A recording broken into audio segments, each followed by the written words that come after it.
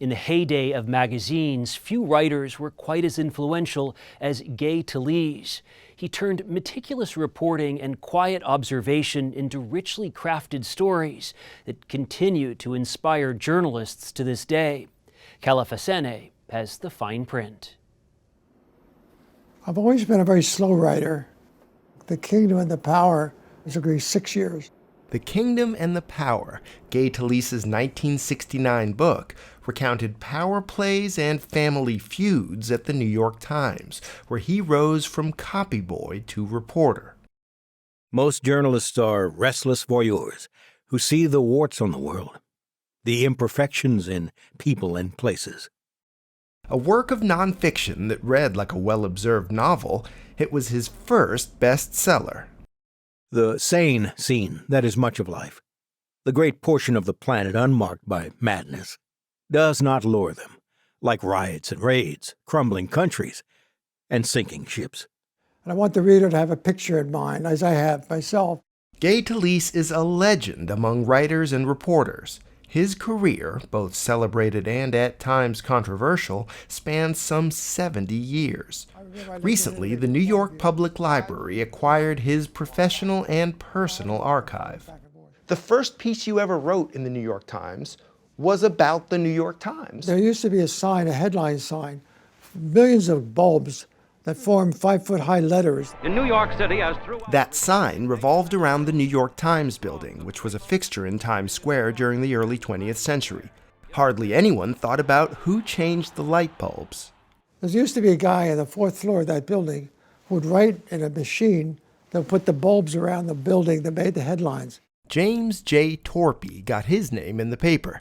Talese didn't, but he found his calling. I wanted to be the lamplighter for those people who were in the dark. That was my main ambition. I wanted to write about people and make them known enough to have an obituary written about them because they were known. He's the most curious person I've ever met. Robert Boynton is a professor at the Arthur L. Carter Journalism Institute at New York University. He was on his way somewhere once and some guy was doing construction outside and he started interviewing him. By 1965, magazines were fat with advertising, hand-populated by great storytellers. Esquire, under the editor Harold Hayes, was a beacon for writers like Norman Mailer, Tom Wolfe, and Gay Talese. I had a contract 1 year. Hayes said, you can write 3 pieces on your people. Now I have to write about Frank. Frank Sinatra Has a Cold, one of the most famous magazine stories ever, one of the most celebrated. What strikes me is you don't even seem all that impressed by Frank Sinatra. I mean, I had to be impressed with Sinatra. I'm not fawning on people. I keep my reserves, but I was respectful of Sinatra. Sinatra with a cold is Picasso without paint, Ferrari without fuel. Only worse. It affects not only his own psyche, but also seems to cause a kind of psychosomatic nasal drip within dozens of people who work for him, drink with him, love him, depend on him for their own welfare and stability. Gay Talese was in trouble. Frank Sinatra wouldn't speak to him. To get himself out of trouble, Talese did something that's still talked about and still taught in journalism schools. It was the first time they were aware that I write around the story. That's what they call it now, a write-around. Talese says he spent 33 days interviewing more than 100 people who surrounded Sinatra. The result read more like a short story than a typical celebrity profile, and Talese became known as a leading practitioner of what was called new journalism.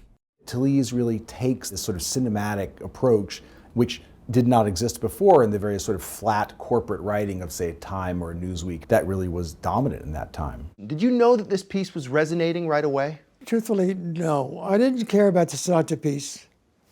I had written many good pieces. Yeah. From Mr. Bad News about Alden Whitman, the obituary writer at the New York Times, His name was not in the paper, but he was writing with these famous dead people. to profiles of aging sports figures like Joe DiMaggio, Floyd Patterson, and Joe Louis.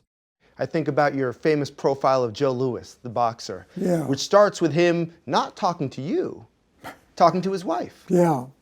"Hi, sweetheart," Joe Louis called to his wife, spotting her waiting for him at the Los Angeles airport. The art of hanging around is what I do. "Joe," she said, "where's your tie?" "Oh, sweetie," he said, shrugging. I stayed out all night in New York and didn't have time. All night? She cut in. I hope I win their confidence to allow me to accompany them on what they do. Robert Boynton says he encourages his students to be, the word he uses is Talesian. What does that adjective mean to you? That means going the extra mile in your reporting, being creative about the kinds of things you're going to look into, taking extra time, showing up early, staying late. And dressing up. The appearances matter. I once wrote a whole book about the Verrazzano bridge builders. I went up with the scaffolding, wearing a hard hat, but a suit and a tie. While researching his book about nudists and brothels, he sometimes chose to dress down. In 1972, I'm living in California. I'm living in a world of pornographers and nudists, fornicators. And you weren't just chronicling that world. To some extent, you became part of that I world. became part of it. When I was with the mafia, I was hanging out with crooks and murderers and gangsters. To hang around with nudists, you can't be there with your press card on your You took the tie off for I that couldn't hang story. around the press box and write that story. He has been married to Nan Talese, one of publishing's most admired editors, for 67 years. I had 2 children then, and a wife that was in the public eye. Right. She was embarrassed. Sure. Likely, and she should have been embarrassed.